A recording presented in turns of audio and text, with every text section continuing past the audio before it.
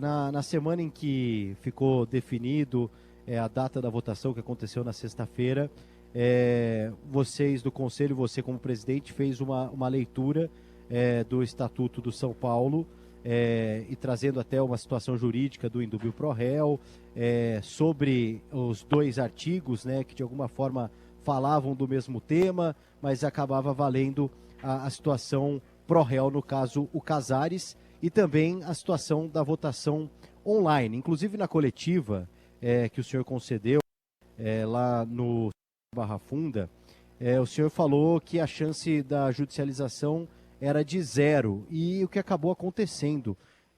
Como que o senhor viu toda essa situação e se, de alguma forma, isso também não acaba te colocando como, talvez, hoje um aliado, um defensor do Júlio Casares, que teria usado, obviamente, de algumas situações que estão previstas para tentar beneficiar o agora ex-presidente do São Paulo, ontem?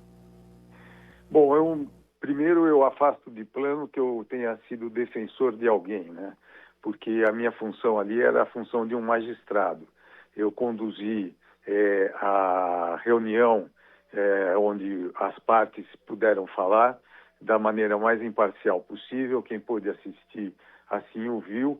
Eu tenho uma interpretação e continuo tendo do Estatuto diferente do Poder Judiciário, o que na minha vida de 45 anos de advogado já aconteceu diversas vezes, infelizmente.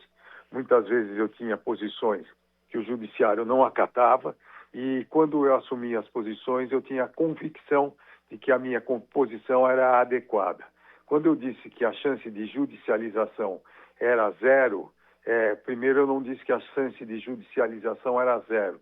Eu disse que havia possibilidade de judicialização, visto que no Brasil isso virou uma coisa comum, no São Paulo mais ainda, e que eu achava que a chance do resultado ser negativo era de 0, porque eu tinha convicção de que a posição que nós tomamos estava correta, e continuo, Bruno, achando que nós estávamos certos. Não era um momento de defesa, era uma questão de interpretação do Estatuto.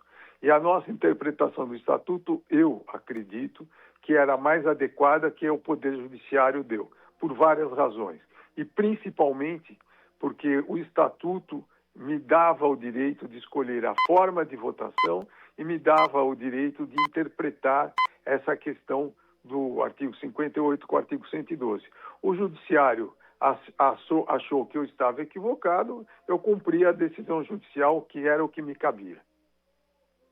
Doutor Outen, para finalizar, toda essa situação, né, envolvendo o presidente Casares, e que muita gente acaba atrelando as suas ações a uma defesa do Casares, e você, obviamente, explica e traz pontos importantes. Mas, a partir de agora, isso aumenta mais a sua responsabilidade como presidente do Conselho Deliberativo do São Paulo, num processo aí que pode envolver expulsões das pessoas envolvidas, uma responsabilidade maior, às vezes até de se desvincular de uma situação em que você foi atrelado por conta de tudo isso, Outen?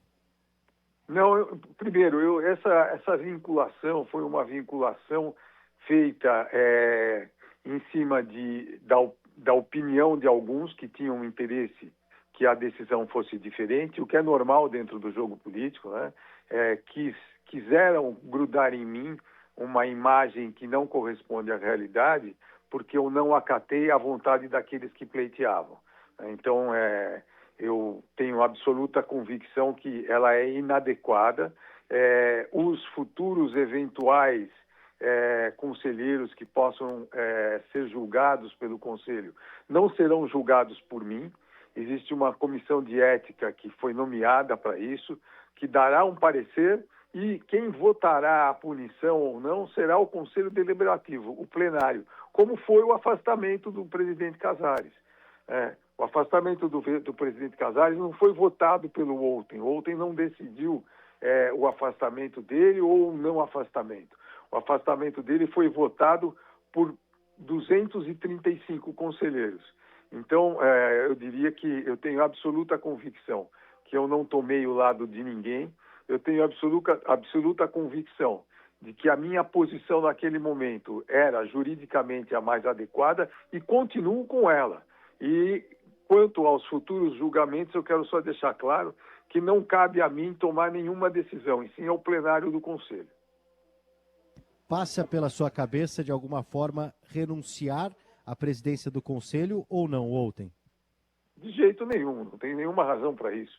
Eu não fui acusado de absolutamente nada. Por que eu renunciaria? Não há nenhuma razão para eu renunciar. Não há nenhuma das acusações que foram feitas a diversas pessoas, viu-se que o Olten transgrediu alguma norma de natureza moral ou legal.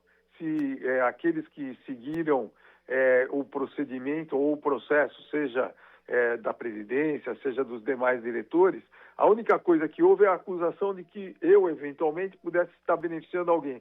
Eu não estava beneficiando, eu apenas interpretei o estatuto, ponto. Ninguém falou que eu peguei tive algum tipo de vantagem, que eu exerci algum tipo de direito indevido, que de alguma forma houve uma transgressão de natureza moral da minha parte. Então, por que eu renunciaria? Não há a menor razão. As pessoas, às vezes, fazem interpretações que não têm a menor relação com a verdade dos fatos e esquecem que a moral e a ética estão acima da vontade que cada um tem.